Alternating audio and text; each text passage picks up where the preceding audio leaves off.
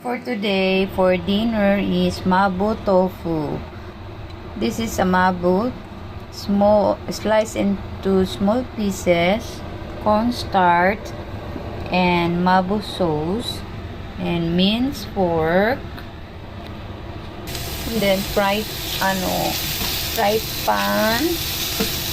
Kapag mainit na yung fried pan, ilagay na ang konting pork. And then, maglagay tayo ng sauce. Lagay natin yung mabu sauce. Then, haluin. Haluin lang konti. Mabilis lang tumaluto, guys. It's very easy and simple dish. And, ilagay natin yung tofu. Haluin lang, guys.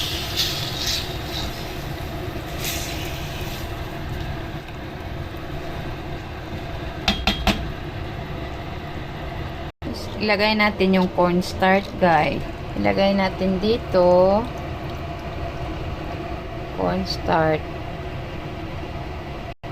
Pangpalapot, guys. Para maglapot yung sabaw niya. And then, mabilis lang tumaluto, guys.